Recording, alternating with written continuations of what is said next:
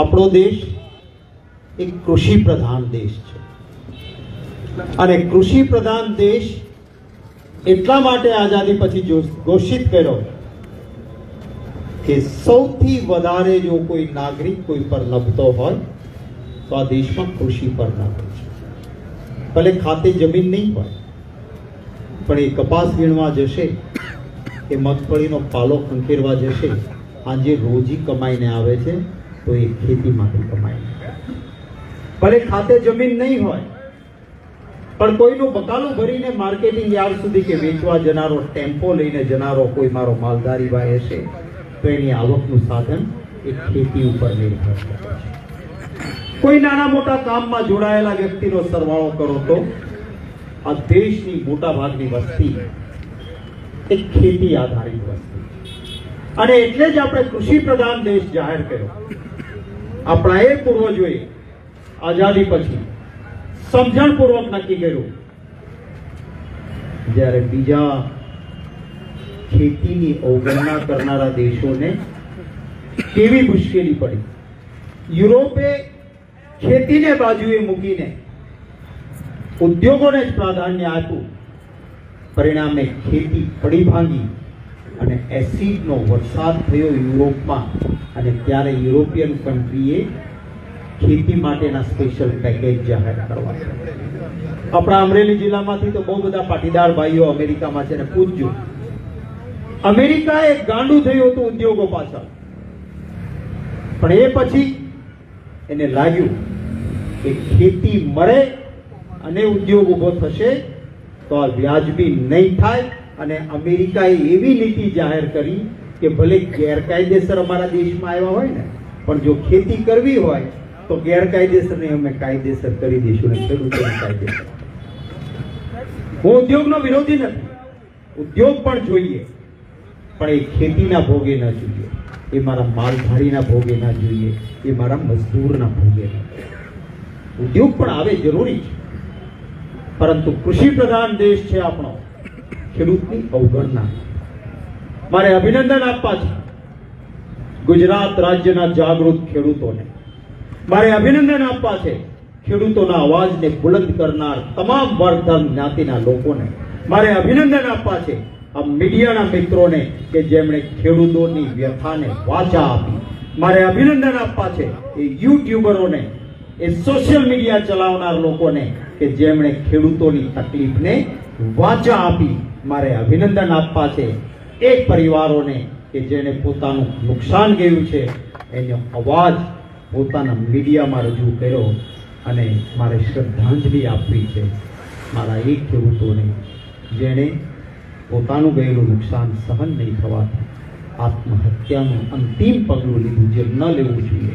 હું વિનંતી કરું છું કોઈ ના લે, પણ જેણે અંતિમ પગલું લીધું છે એવા મારા વહાલા ખેડૂત ભાઈઓને પણ હું શ્રદ્ધાંજલિ આ ચોકમાંથી આપું છું.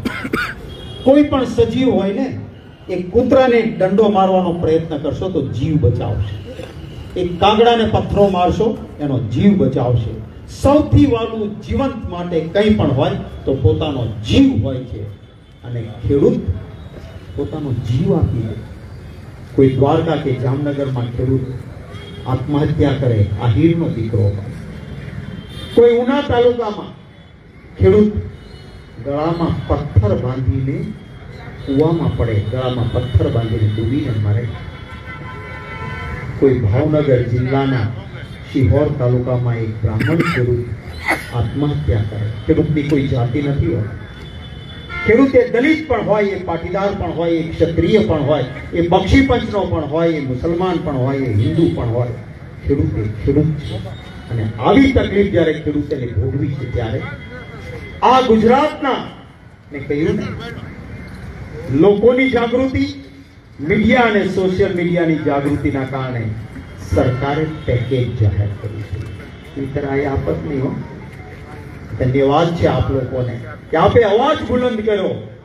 નહીતર તો વરસાદમાં ખેડૂતોનું બરબાદ થતું હતું ત્યારે 2000 રૂપિયાની થાળી ખાનારા લોકોએ ખેડૂતની તકલીફનો ઉલ્લેખ પણ નહોતો. પણ જેમ અમરેલીમાં તાલુકે તાલુકે ગામડે ગામડે જઈને અવાજ ઉઠ્યો, આ છાવણીમાં જે 6ઠ્ઠા દિવસે સતત અમરેલીમાં ખેડૂતના પ્રશ્ન માટે અવાજ ઉઠાવો છો, એટલે જેને નહોતું બોલવું એને પણ બોલવું. મારી સીધી વાત છે. આ ખેડૂતને તમે આજે 2 હેક્ટરની વાત કરો છો. ખેડૂતને કશું જ માંગવાની જરૂર ન હોય. આ દેશમાં પાક વીમા યોજના છે, અને રાજીવ ગાંધી લાવ્યા હતા. સ્વર્ગસ્થ રાજીવ ગાંધી વડાપ્રધાન હતા. એને જોયું આપણા ગુજરાતમાં દુષ્કાળ સમયે કે એક ઉદ્યોગપતિ ઉદ્યોગ નાખે અને આગ લાગે ને સળગી જાય તો એને વીમો મળે. કોઈ મોટી મોંઘી મોટર કાર લઈને જતો હોય, એનો એક્સિડન્ટ થાય તો એને વીમો મળે, તો મારા ખેડૂતને કેમ ન મળે કહીને રાજીવ ગાંધીએ પાક વીમા યોજના રાખી. યાદ કરજો, યુવાન મિત્રોને કહું છું કે આપના બાપુજી અથવા દાદા હોય તો પૂછજો કે મંડળીમાંથી ધિરાણ લીધું હતું, રાજીવ ગાંધી વડાપ્રધાન હતા, કેટલા રૂપિયાનો વીમો હતો? સાવ નજીવો વીમો. અને વીમો કેટલો પાક્યો હતો? દુષ્કાળ પડ્યો હતો. મેં પોતા લીમડાની મારી ખેતીની જમીનમાં ઉત્પાદન લઉં છું એના કરતા વધારે વીમાની રકમને રાજીવ ગાંધીના સમયમાં મળી. એટલે આજે અમે વિરોધ પક્ષમાં છીએ એટલે વાત કરીએ છીએ એવું નથી. એ વીમા યોજના આખા દેશમાં લાગુ પડેલી છે. આખા દેશનો કોઈ પણ ખેડૂત વીમો લઈ શકે છે. 2020 ઓગસ્ટથી ગુજરાતનો ખેડૂત વીમો નથી લઈ શકતો. આજે જો આપણે વીમો લીધો હોત, વીમા યોજના ચાલુ હોત ગુજરાતમાં, તો ખેડૂતોએ આમ કરવાની જરૂર નહોતી. પ્રીમિયમ ભર્યું હોત, પૂરેપૂરા પૈસા આપણે પૂરેપૂરા વીમામાંથી લાવી શક્યા. અને એટલા માટે હું કહું છું કે આ વીમા યોજના તમે બંધ કરી ન હોત તો ખેડૂતને કોઈ મુશ્કેલી ન હોત. આજે કોઈ મોંઘામાં મોંઘી ગાડી લઈને નીકળ્યો હોય, સુરતથી આપણો ભાઈ આવ્યો હોય, GJ5 લઈને નીકળે અને 1.5 કરોડની ગાડી હોય અને કોઈ ડમ્પર આરે ઠોકાઈ જાય ને આખી હળગી જાય, એનું પેટનું પાણી ન હલે. શું લેવા દેવા? વીમો છે ને, પાકશે, 90% આવશે, ટોટલ લોસ ગઈ છે, આખી નવી ગાડી આવી જશે, કારણ કે એની પાસે વીમો છે. મારે પહેલા ભારતીય જનતા પાર્ટીને સરકારને સવાલ છે કે તમે ગુજરાતની જનતાને જવાબ આપો.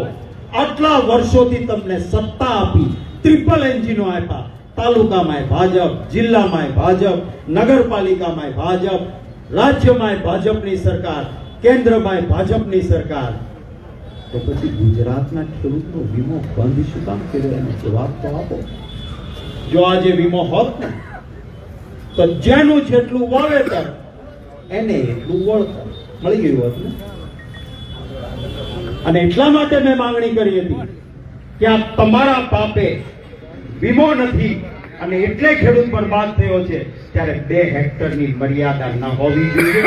જેનું જેટલું વાવેતર એને એટલું વળતર આપી દે.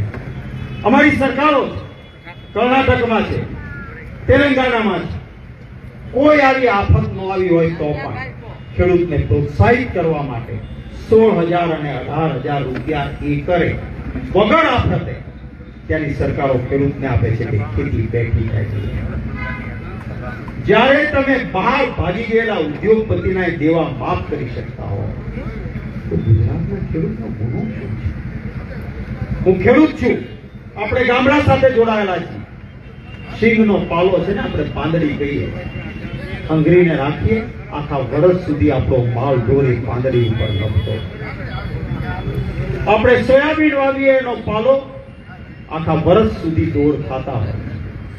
સંપૂર્ણપણે સોયાબીન અને પાંદડી પલળીને નાશ પામી છે. એક પણ રૂપિયાનો ફાયદો એમાંથી થાય એમ નથી. માલધારી છે, કોઈ મારો રબારી ભાઈ, કોઈ મારો ભરવાડ ભાઈ અથવા ખેડૂત પણ ભેંસ ઢોર કોઈ બકરી રાખીને બેઠો છે, એના માટે મુશ્કેલી ઊભી થઈ છે. કાલના પેકેજમાં કોઈ જાહેરાત નથી. અરે કોંગ્રેસની સરકાર હતી, દુષ્કાળ પડતો ને, જે વડીલો છે એને ખબર હશે, બહારથી દક્ષિણ ભારતમાંથી રેલના વેગન ભરાઈને મોટી ઘાસની તંગી કહેતા આપણે, વાળો બાંધેલો હોય. આજે ઘણા ગામડામાં તંગીનો વાળો કહે, એ વાળો બાંધેલો હોય અને મફતમાં માલધારીને ખેડૂતને કોંગ્રેસની સરકાર ઘાસ આપતી. આજે છે કોઈ ઘાસ આપવાની વ્યવસ્થા? આપણા ગાયના નામે મત લીધા પછી ગૌચર તો પેલા 2 પગવાળા મોટા ખોટિયા જેવાને આપી દીધા, એ લઈ ગયા. ગૌચર બચ્યા નથી, ત્યારે માલધારીની પણ ચિંતા કરવી જોઈએ. 2 હેક્ટર જ શા માટે? મારો સવાલ. અને એમાં પણ તમે કાલે પરિપત્ર કેમ ના આપો? કોઈ પણ જાહેરાત થાય એના સાથે પરિપત્ર થાય કે આ ધારાધોરણ, આ રીત અને આ રીતે તમને પૈસા મળવાના. 10,000 કરોડની વાત કરો છો તમે, પરિપત્ર નથી. ક્યાં ખેડૂતને કેટલું મળવાનું છે એનું કોઈ ગણિત નથી. મને યાદ છે બરાબર 2009માં હું વિરોધ પક્ષનો નેતા હતો. વિશ્વમાં મંદી આવી, વિધાનસભામાં મેં પ્રશ્ન ઉઠાવ્યો કે હીરા ઉદ્યોગના કારીગરો આત્મહત્યા કરે છે, આંદોલન થાય એમ હતું. એટલે ભાજપની સરકારે જાહેરાત કરી કે હીરા ઉદ્યોગમાં મંદી છે, 1200 કરોડનું પેકેજ જાહેર. મને એટલું સારું, 1200 કરોડ મારા હીરાઘસુ ભાઈઓને મળે તો એને રાહત મળશે. 1 વર્ષ પછી વિધાનસભામાં પ્રશ્ન પૂછ્યો કે આ 1200 કરોડમાંથી કેટલા લાભાર્થીને કેટલા રૂપિયા મળ્યા? મને જવાબ મળ્યો 0. એક પણ લાભાર્થીને એક પણ રૂપિયો હીરા પેકેજનો મળ્યો નહોતો. 1200 કરોડ. આ સરકારની નીતિ છે એટલે આક્રોશ છે. કોઈ ભેદભાવ વગર ખેડૂતો માટે આપણે લડવું પડશે. કારણ કે ખેડૂતનો દીકરો રાત દિવસ મહેનત કરીને અન્ન પેદા કરે છે, એ પેટમાં જાય છે ત્યારે પેટનો ખાડો પૂરાય. એ માલધારી ભાઈ રાતે બગડામાં પણ જઈને પોતાના ઢોરની ચિંતા કરતો હોય છે, દૂધ આપે છે. ત્યારે બાળક રડતું હોય એને શીશીમાં ભરીને દૂધ આપીએ તો રડતું બાળક ચૂપ થાય અને બાળકનો ઉછેર થાય છે. છે કોઈ ઉદ્યોગપતિમાં આવી તાકાત? હું ભાજપ વાળાને કહું છું, કયો ઉદ્યોગપતિ બનાવો એવા દાણા કે જેની સરસ રોટલી બનશે અને અમે ખાશું. કોઈ ઉદ્યોગપતિની તાકાત નથી. કોઈ ઉદ્યોગપતિને કહો કે એવું કેમિકલ બનાવે કે જે બોટલમાં ભરીને બાળકને પાઈએ તો બાળકનો ઉછેર થાય ને રડતું બાળક ચૂપ થાય. કોઈ ઉદ્યોગપતિમાં તાકાત નથી. અને એટલે હું કહું છું કે પહેલી પસંદગી ખેતીને આપો, પછી ઉદ્યોગ પણ જરૂરી છે, ઉદ્યોગ રાખો, પરંતુ ઉદ્યોગના ભોગે તમે ઉદ્યોગને માટે થઈને ખેડૂતોનું લોહી ચૂસો આ બરાબર નહીં. એટલા માટે વિનંતી કરું છું કે લડત આપણી ઓર મજબૂત બનાવો. મનમોહનસિંહની સરકાર હતી, સંપૂર્ણ દેવા માફ કર્યા. કોંગ્રેસના ચૂંટણી ઢંઢેરામાં રહે છે. જ્યાં સરકારો બની છે ત્યાં ખેડૂતોના દેવા માફ થયા છે. ત્યાં ખેડૂત માટે, ગરીબ માટે, નબળા વર્ગ માટે, બક્ષી પંચ માટે, મજદૂર માટે કલ્યાણની નીતિ બની છે. અને અહીંયા તો ભાજપના જ એક મોટા નેતા અમિત શાહે કહ્યું કે ચुनाव के वक्त जो कहते हैं वो करना थोड़ा ही होता है, वो तो जुमले होते हैं. સાંભળ્યું છે ને ઇન્ટરવ્યુ? મીડિયા વાળા ચલાવે કે ન ચલાવે, હવે તો વોટ્સએપમાં ઓલી આવી જાય, આવે ને અને ક્લિપ ફરે. જુમલા નહીં, ખેડૂતનો અધિકાર છે. અને તમે પાક વીમા યોજના ગુજરાતમાં બંધ ન કરી હોત તો મારો ખેડૂત તમારા પાસે માંગવા ના આવ્યો હોત, પોતાનું પ્રીમિયમ હોત અને પૂરેપૂરી રકમ વસૂલ થઈ હોત. કારણ કે આખું વર્ષ બિયારણ, નિંદામણ, ખાતર, જંતુનાશક દવા, કાપડી, લણણી બધું તૈયાર થયેલો મોઢા પાસે આવેલો કોળિયો એક ખેડૂતનો ઝૂંટવાયો છે. ત્યારે 2 હેક્ટરની મર્યાદા નહીં, જેનું જેટલું વાવેતર એને એટલું વળતર. મારી સાથે બોલશો જોરથી? જેનું જેટલું વાવેતર એનું એટલું વળતર, જેનું જેટલું વાવેતર એનું એટલું વાવેતર, જેનું જેટલું વાવેતર એનું એટલું વળતર. આવા ગતકડા ન કરે અને પૂરેપૂરી સહાય ખેડૂતોને આપે. કારણ કે એમના પાપે આ થયું છે. અમારે માંગવાની જરૂર ન હોત જો પાક વીમા યોજના બંધ ન થઈ હોત તો. કેટલાક ભાજપના અંધભક્તો, વરસાદ પડ્યો ને, હું નીકળ્યો તો રોડે, મેં જોયું પાથરો ઊંચો કરીને, તો સિંગ મેં ખાધી, કાંઈ નુકસાન નથી થયું. અરે તારા દાદાને પૂછજે, આ છાંટા પડ્યા છે, આજ ખોલો તો દાણો છે, સહેજ તડકો આવે એટલે કોંટો ફૂટે, આ ઉગી જાય અને એનું ખાતર થઈ જાય. આ દાણો કામનો નથી. આ સર્વે વાળાએ પણ આ ધંધો કર્યો છે. આમ ડુંગળી ઉખાડે, આમાં પાણી નથી લાગ્યું, તમારો પાક સારો જ છે, સર્વે તમારું નહીં લખાય. અરે ભાઈ, આમાં પાણી ભરાયું છે. આ જે ડુંગળી દેખાય છે, 2 દિવસ પછી આ ડુંગળી સડી જશે, 1 રૂપિયો આનો આવશે નહીં અને એથી બહાર કાઢીને જાવી છે તો નહીં. ડાંગરનો પાક કરનાર લોકોની પણ આ જ હાલત થઈ. કપાસની ઉપર પાણીનું ટીપું ઝેર જેવું થાય, એનો તાંતણો લાંબો થઈ જાય અને એની કોઈ પણ પ્રકારની જ્યારે વેચવા જઈએ ત્યારે કિંમત યોગ્ય ના મળે. આપ યાદ કરજો, એ દિવસ મનમોહનસિંહજીની સરકાર હતી, સોનિયા ગાંધીજીનું નેતૃત્વ હતું. વિદેશ નીતિ એવી રીતે બનાવી નિકાસની કે ગુજરાતના ખેડૂતોએ 1400 થી લઈને 1500 રૂપિયા સુધીમાં, મેં પોતે પણ લીમડામાં બીટી કોટન એ ભાવમાં વેચ્યો હતો. આ ભાજપના નેતાઓએ કહ્યું હતું, મેં 3 આય દુગની કર દૂંગા, કિસાન કી આય દુગની હો જાય. તો આજે 1400 ને 1500 માં 2014 માં વેચ્યો હોય, એ તો વર્ષે કહેતા હતા. 5 વર્ષે બમણી ગણો તોય આ 10 વર્ષ ગયા તો 1500 ના 3000 5 વર્ષે ને આજે 6000, 20 કિલોના 6000 રૂપિયા થવા જોઈએ. એ તો ન થયા, પણ 1500 મળતા હતા, મળે છે ખરા? ત્યારે આ વાત લોકોની વચ્ચે જઈને કરજો અને ખેડૂત જીવતો હશે, દેશ આખો સમૃદ્ધ બનશે. આ જ શબ્દો સાથે આપ સૌનો આભાર માનું.